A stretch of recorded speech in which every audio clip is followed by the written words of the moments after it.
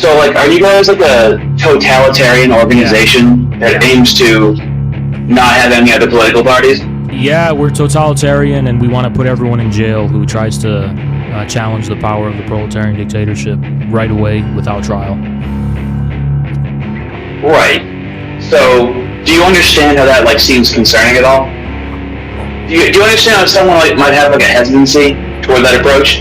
How it seems like, well, that's why I said totalitarian. Because people call you fascist, but that's a right-wing thing. So I guess left-wing authoritarianism or fascism would kind of be what you're doing. No trolling. Here's the issue, all right? I'm sick of this idea that politics is a picnic where we're all getting together and holding hands and being friends with each other. Frankly, the existence of states is a cancer upon humanity in some kind of way.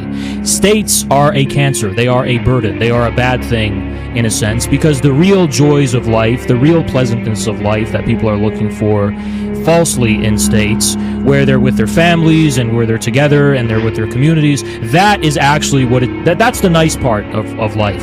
The state is an unfortunate fact of life. Why? Because the state is a violent power. It's a violent structure. It only exists for the purposes of being an organ of class warfare and class dictatorship. That's the basis of states.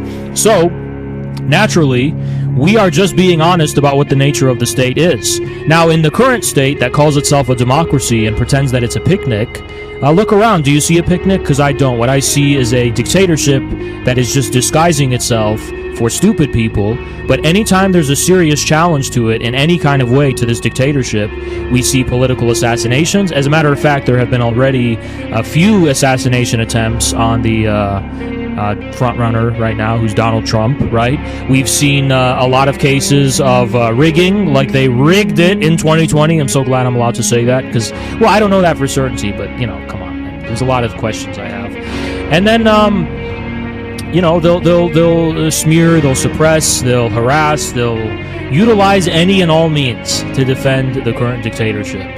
And then for stupid people who aren't that educated, it all appears as a democracy.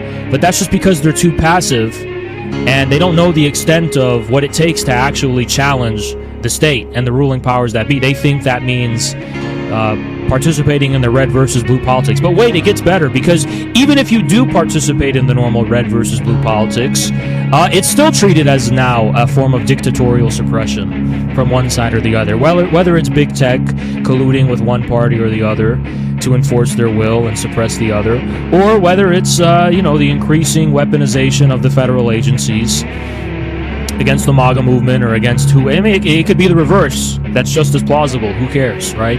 The fact of the matter is that politics is not a picnic. It's war. Politics is war. War is ugly. I agree. I agree it's concerning. Just like you said, it's concerning. Well, that's the nature of war. And we have to ask ourselves the question, if there wasn't a state of war, we wouldn't need a state. But war is the fact of our current existence. And to be more specific about what kind of war I'm talking about, it's a class war. So, I hope that answers your question.